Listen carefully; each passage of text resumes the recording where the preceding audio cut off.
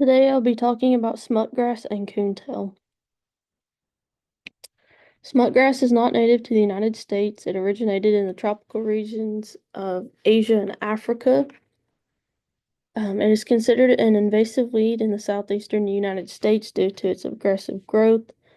Smutgrass is a perennial that grows year-round in warm climates. Their root system allows them to survive in drought conditions, making it an invasive species in pastures. Smutgrass is believed to have accidentally been introduced to the United States in the early trade days, likely through contaminated seeds or soil, and it is an upland weed. Smutgrass can be found in the southeastern portion of the United States. The plant thrives in tropical environments with high humidity and heat. It can survive in poor soil conditions, full sun exposure, and while it can survive in drought conditions, it prefers moderate to high rainfall. Um, for its life cycle, you have perennial nature, warm season growth, seed production, and it's continuously flowering and producing seeds. Seed germination, seed dispersal, and then vegetative spread.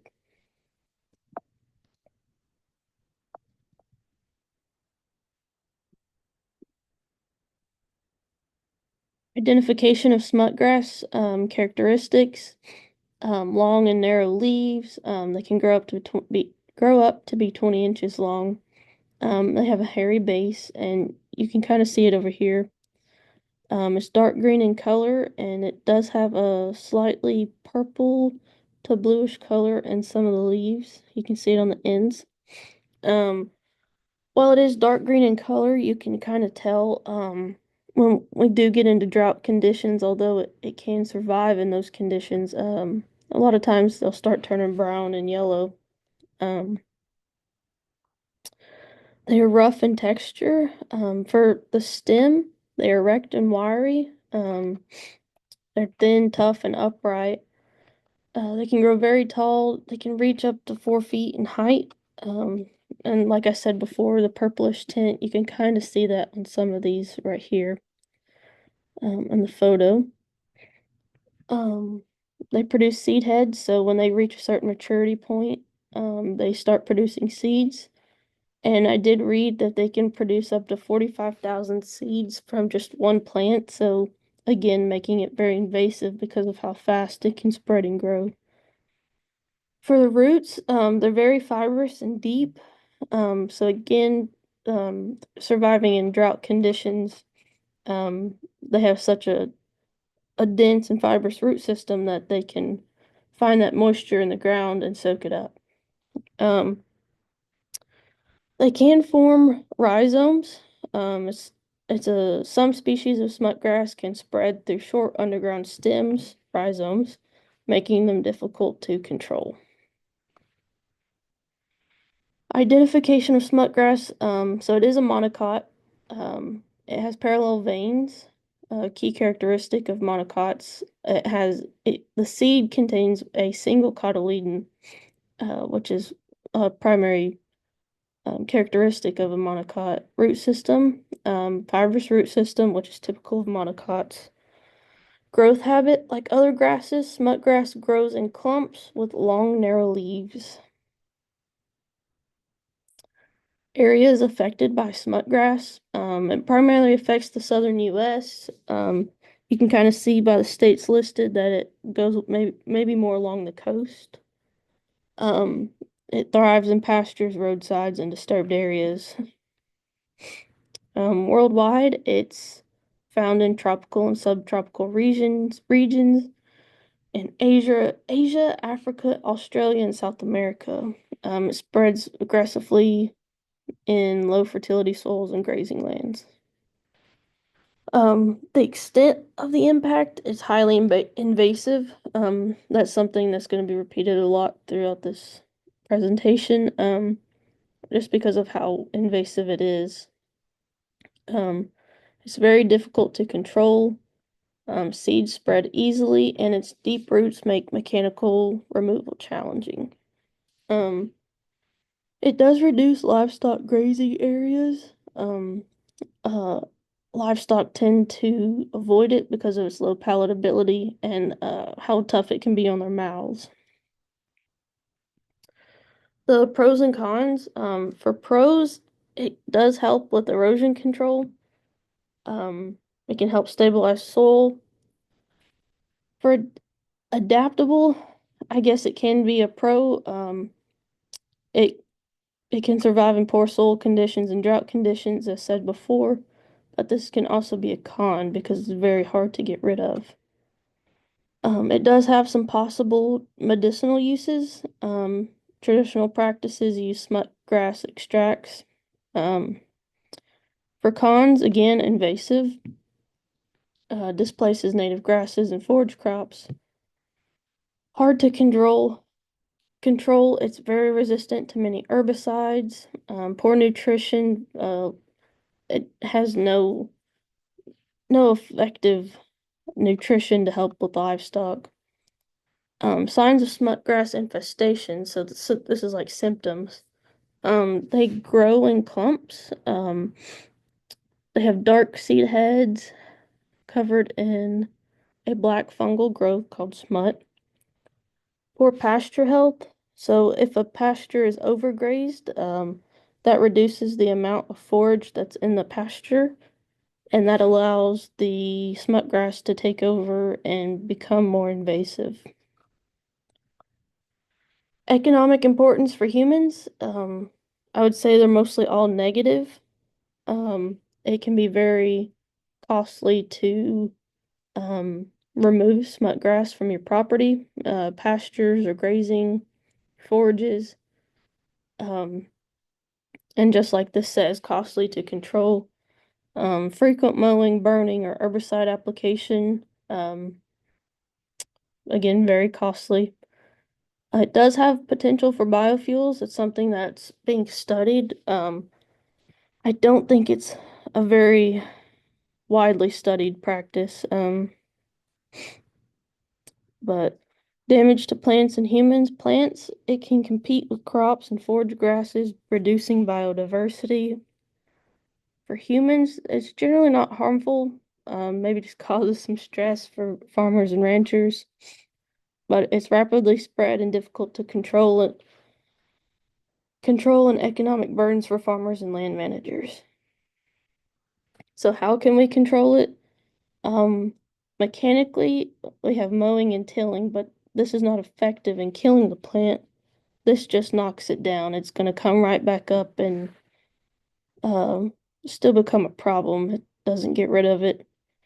Biological, I read that some people say grazing, but I don't think it's very effective. The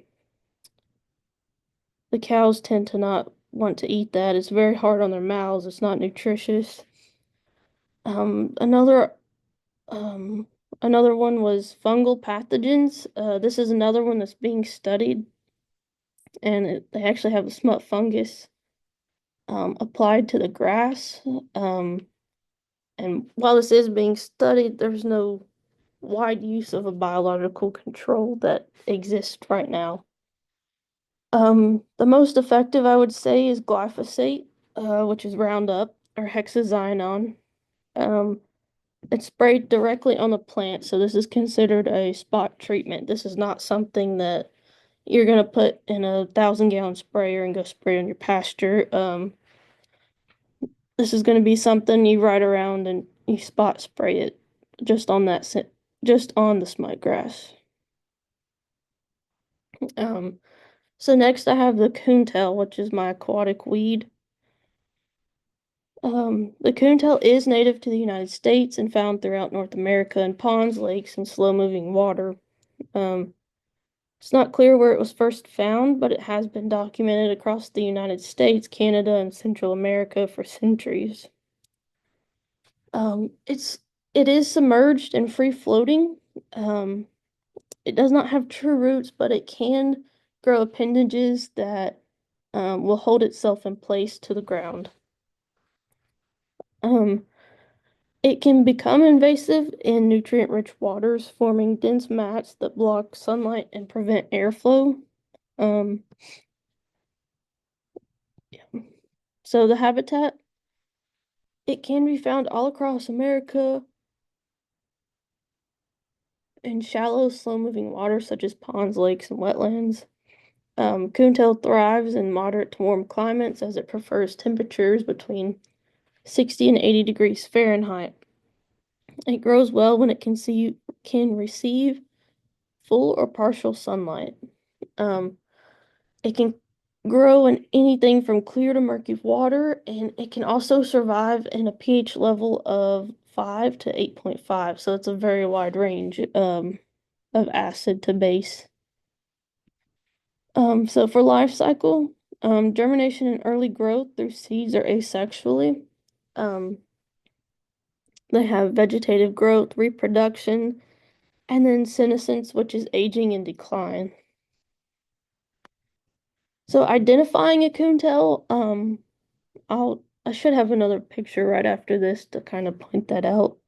But the coontail has a feather-like leaf. It's whorled in its arrangement. The leaves are narrow and finely divided and appeared somewhat bushy or brush-like, giving them a coontail-like appearance. For structure, the leaves are submerged, often appearing as delicate thread-like structures. Each leaf is divided into numerous smaller leaflets, giving it a fine texture. The leaves are typically arranged in a spiral or whorled pattern around the stem. Identifying them by stem. The stem of a coontail is branched and flexible, um, can grow very long, often sprawling or floating through water. It has no true vascular tissue, which is why a coontail doesn't have well-defined stems or leaves, but rather flexible branching structures. The stem is hollow, which helps with buoyancy in the water.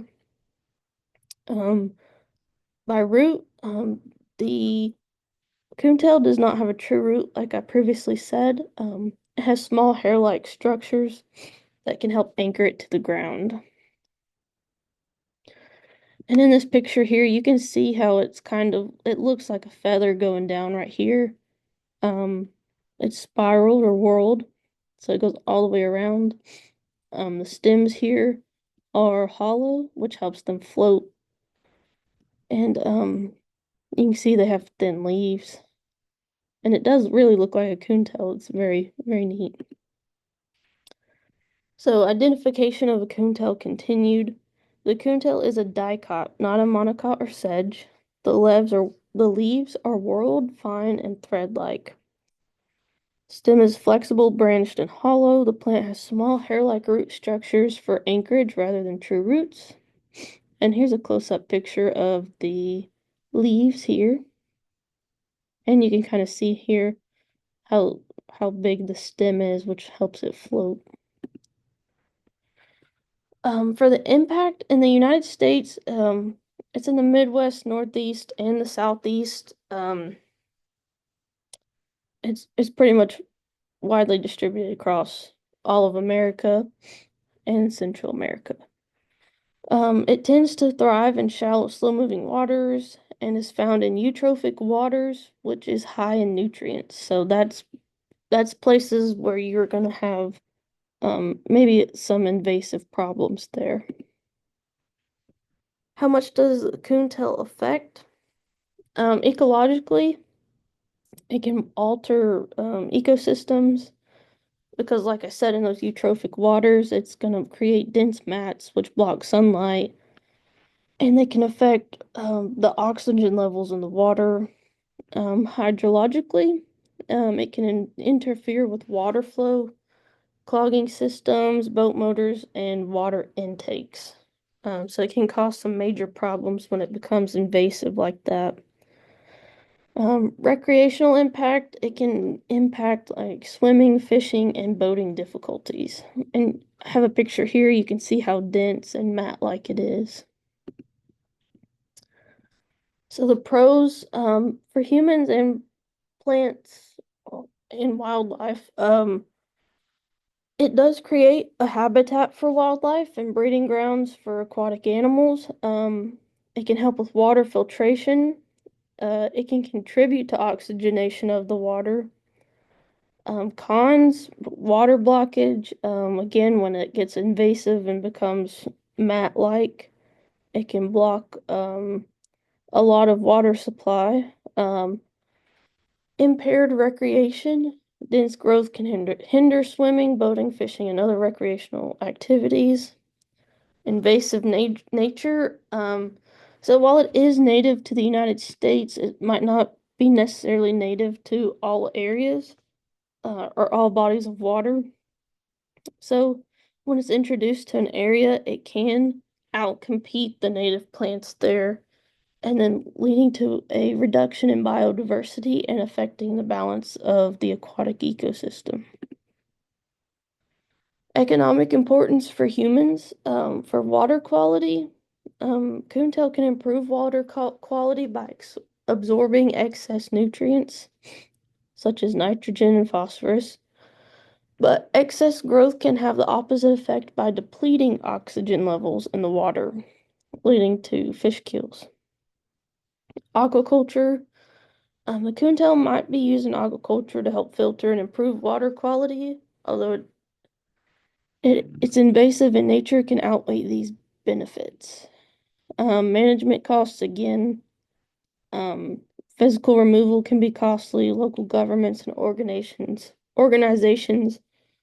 may need to spend significant resources to control its spread and mitigate its negative effects. Damage to plants, again, competes with native species, disrupts ecosystems.